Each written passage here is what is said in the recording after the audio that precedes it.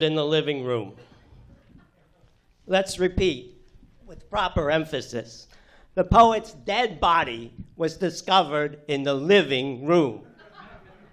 Too bad the irony had to be lost on him. The poet would have appreciated it if he were living, but so long as he were living, there could be no discovery of his dead body in the living room, and that particular irony would not be, at least not yet. The reason a poet writes is to leave something behind. And though we know that what we leave behind will in its turn leave us behind, a poet can transcend this inevitability to some small extent. That is what I am attempting here. That is why I'm leaving a copy of this poem in the living room, just in case. I'll be damned if I'm simply going to lie down and let perfectly good irony be lost on me.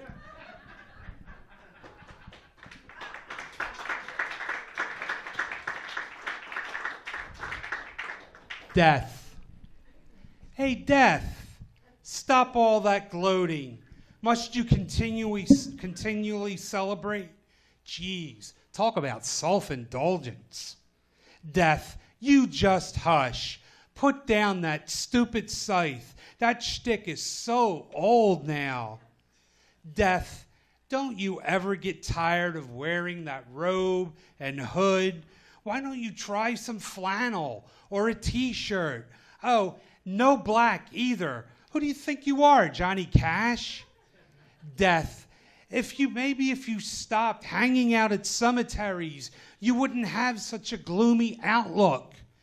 Death, you need to kick back, have a drink, have a nice dinner, maybe go dancing, but don't expect me to be your date.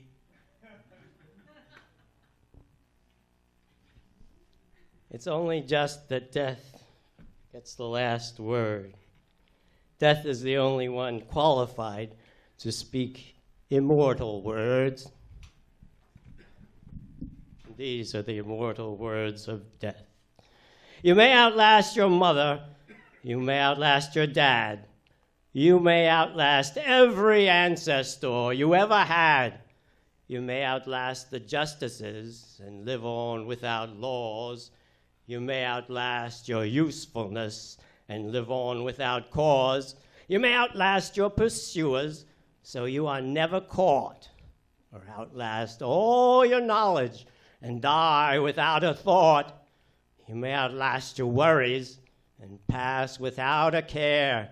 You may outlast the atmosphere and die for lack of air. You may outlast your passion till nothing seems worthwhile. You may outlast your fashion and then go, but not in style. You may outlast your assets, ending up with no net worth. Or you may outlast gravity and fall off the face of the earth. You may outlast the river. You may outlast the sea. But you won't live forever, so you won't outlast me. You may outlast the Tsar, the King, the Sultan, the Emir, but you won't outlast everything, for I will still be here.